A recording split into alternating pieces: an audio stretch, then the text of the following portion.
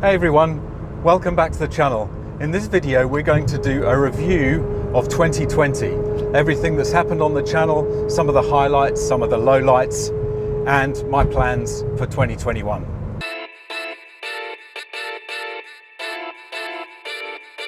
So if you're new to the channel, thanks for stopping by. I really hope you enjoy it.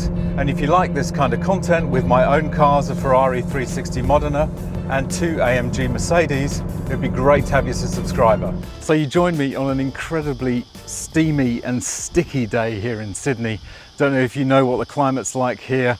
From December through to February, it's humid and hot and quite unpleasant. So please forgive the fact that I am already drenched. And it's only just the start of the video.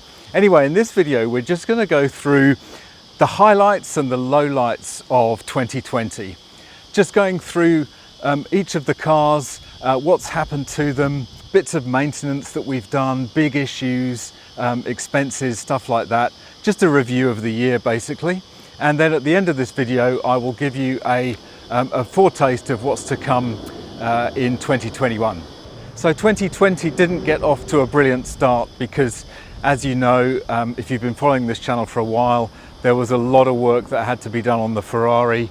Unfortunately, due to a heat exchanger allowing some water to get into the gearbox and the differential, that required actually quite a lot of work on the gearbox and differential. And in fact, I was lucky enough to find a replacement transmission, which was basically gearbox, clutch and differential all in one unit, and I basically just swapped it out. So I'll link all the playlists and videos up here so you can go and check them out. It obviously goes into a lot more detail, but huge amount of expense on the Ferrari to start with. Not only the gearbox problems, but also we had to replace the heat exchanger. We did the cam belts, which were due, did rear shocks, a whole bunch of stuff to put this car into really the excellent shape it's in now. So I'm really hoping that next year won't be as bad for the Ferrari. Next, I did some videos on the sequential manual gearbox. As I've said before, often I will turn onto YouTube in the morning and there'll be another YouTuber who will be slagging off or criticizing the sequential manual gearbox or the F1 transmission that's in the 360.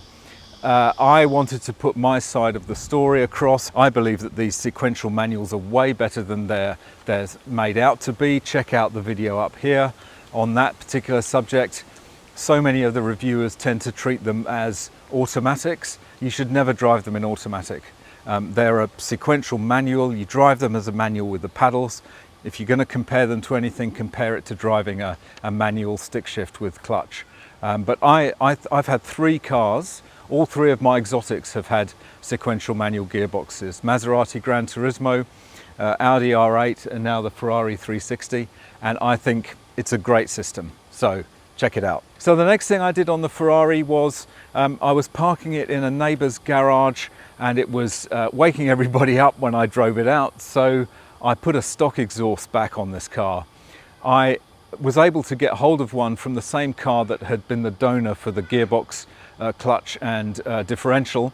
So I was able to get a stock exhaust for about half the price of a new one and put that on the car, and was initially very happy with it. I did a video about how I thought it was better than I thought it was going to be. I'll link that up here as well. But as you'll see from later, things changed later in the year. So the next highlight of the year really was in July when I purchased my daily driver, which was a 2013 Mercedes-Benz C63 AMG. Now this is an absolutely beautiful car. I haven't done much content on it yet, but I'm hoping to do more next year. It is one of only 5 in Australia with a mystic blue paintwork. It's got a beautiful white cream leather interior.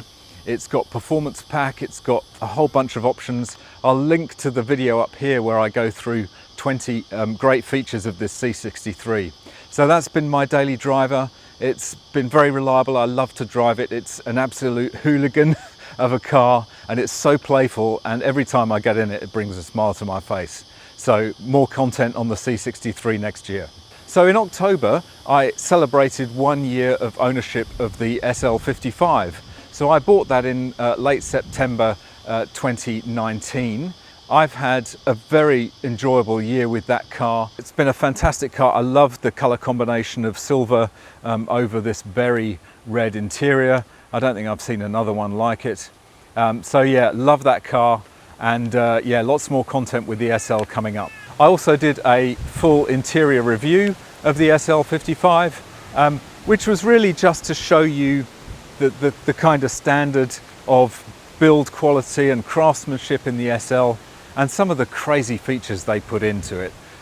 It's so vastly over-engineered, it's just crazy. Check out the SL55 playlist for more stuff on the SL55. So I also did a bunch of other car reviews. This is something I do occasionally. I have an association with Oldtimer Centre in Rydalmere, and Richard there, the boss, is very kindly lets me do some car reviews, and I make a little video for him to put on his sales website. So this year I did a crazy Audi S6 with a Stage 2 tune, a Maserati Quattroporte, an Alfa Romeo Giulia, and a Mercedes-Benz E55. I'll link to the playlist for other car reviews up above. So a couple of other little things I did on the 360 during last year. I raised the ride height back to stock. This had been lowered. The dampers have adjustable rings that you can screw in and out to adjust the ride height. Although it sounds quite simple to do, it's actually quite a long job. You have to take the wheels off, and it's quite an involved job to adjust those dampers. But I put it back to stock because then I was able to get it into my garage, and then I was able to put the Capristo exhaust back on, which was the last thing I did on this car. Now I was not waking up the neighbours when I started it. I was very happy to have the Capristo back on. I think it's going to stay for the time being. It is a bit of a hooligan exhaust, but I really like it, so it's going to stay. And the final video I did was as a 1 year ownership update of the 360. I bought this in December 2019. As you know, the first few months of ownership were a little bit touch and go because of the amount of expense I had to put into putting this car right. It's really well sorted now. It's in really great condition. I've got a few other things that I am going to do, but basically it is mechanically sound. The bodywork was great anyway. I want to get a paint correction and ceramic coat, and that's really the only thing that I still want to do on this car. But now it's completely sorted, and hopefully next year's expense will just be the annual service, so fingers crossed for that. So I will just tell you about one little project that I've got coming up for the SL55. I'm going to do a little mod to it. It's basically an electrical mod, but something that I really miss, and I think it would really benefit from. Those of you who follow me on Instagram, link down here, you will have seen a picture which hints at what this mod might be. If any of you can work out what it is, let me know in the comments. So that's just about it for this MGUY year in review. I think we've covered pretty much everything on the three cars, the 360, the SL55 and the C63. I really hope you've enjoyed it. I want to thank you all for sticking with the channel and being supporters of this channel through 2020. It's been an extraordinary year, quite frankly, for everybody with this crazy thing that shall not be named. I'm only hoping that 2021 can bring better fortune for everybody. So from me to you, I really want to wish you all the best for 2021. So I'm looking forward to making lots more videos in the new year. As I say, thanks for watching. If you enjoyed this video, don't forget to smash that like. It'd be great to have you as a subscriber and hit that notification bell. You can follow me on Instagram down here, and I look forward to seeing you in the next video. Bye for now.